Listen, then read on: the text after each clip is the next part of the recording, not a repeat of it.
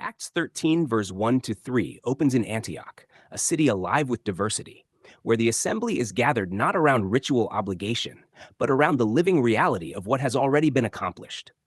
Within this gathering are prophets and teachers: Barnabas, Simeon, called Niger, Lucius of Cyrene, Manaen, who had been brought up with Herod the Tetrarch, and Saul.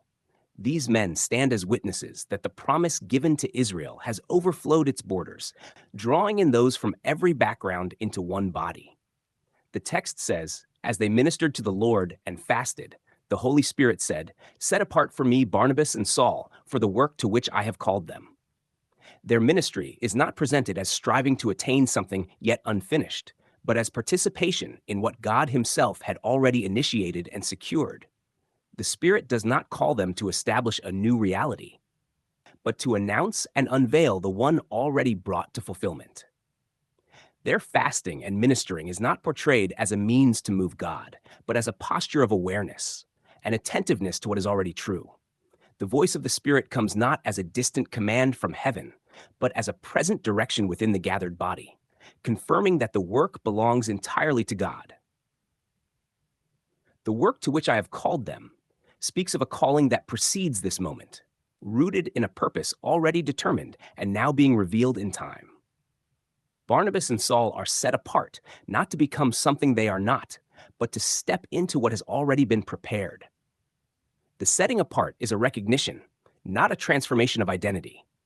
It is the unveiling of their role within a completed redemptive plan. Verse 3 continues, "Then having fasted and prayed and laid hands on them, they sent them away." The laying on of hands does not confer power as though it were lacking, but affirms what the Spirit has already declared. The community does not authorize the mission, it bears witness to it. The sending is not the beginning of God's work, but the continuation of it as it unfolds outward. This moment in Antioch stands as a reflection of the transition taking place in that generation. The message of fulfillment, once centered in Jerusalem, now moves outward among the nations. What was promised has come to completion. It is being made known. The Spirit directs not toward anticipation of a distant future, but toward the proclamation of a finished reality. Thus, Acts 13, verse 1 to 3, reveals a people not striving to bring about redemption, but announcing it.